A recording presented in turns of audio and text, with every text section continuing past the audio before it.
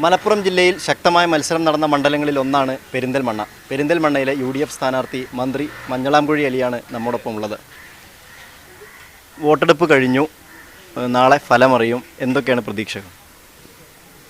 ഫലം നല്ല രീതിയിൽ തന്നെ ആവുമെന്നാണ് ഞങ്ങളൊക്കെ പ്രതീക്ഷ. കഴിഞ്ഞ 2 മാസത്തോളമായി പെരിന്തൽമണ്ണ മണ്ഡലത്തിലെ എല്ലാ പ്രദേശങ്ങളിലും പ്രവർത്തകരോടൊത്ത് ജനങ്ങളുമായി കണ്ട് സംസാരിച്ചിട്ടുണ്ടായിരുന്നു.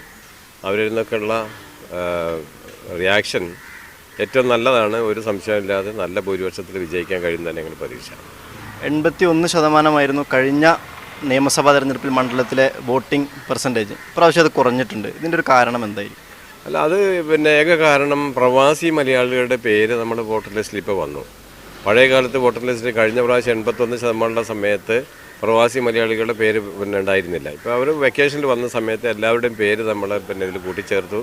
അപ്പോൾ സ്വാഭാവികമായിട്ട് അവരാരും ഇവിടെ നിന്നല്ല, കുറച്ച് ആൾക്കാർ മാത്രമേ ഉള്ളൂ അവൈലബിൾ ആയിരുന്നുള്ളൂ. അപ്പോൾ അതുകൊണ്ടാണ് ഇത്രയും ചെറിയ ഒരു പെർസെൻറ്റേജിലേക്ക് വന്നത്. 81 77 ചുരുങ്ങാനുള്ള പ്രധാനപ്പെട്ട കാരണം അത് തന്നെയാണ്, അത് മാത്രമാണ്. കഴിഞ്ഞ പ്രാവശ്യം 9700 ഭൂരിപക്ഷം. ഇപ്രാവശ്യം അത് എത്രയായി കൂടുമെന്നാണ് ഒരു പ്രതീക്ഷ?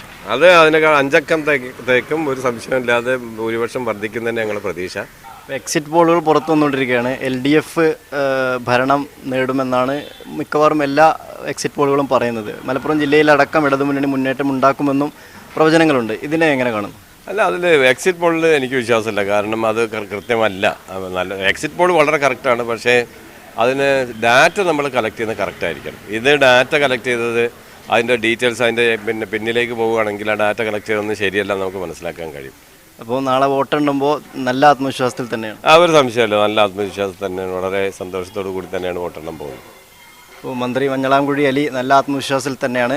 പെരിന്തൽമണ്ണ മണ്ഡലത്തിൽ നിന്ന് അദ്ദേഹം വീണ്ടും ജയിക്കുമെന്ന് തന്നെയാണ് അദ്ദേഹം പറയുന്നത്. പെരിന്തൽമണ്ണയിൽ നിന്നും ക്യാമറ പേഴ്സൺ ഡാറ്റസ് വേലായുധനൊപ്പം K. ഇല്യാസ്, മീഡിയ 1.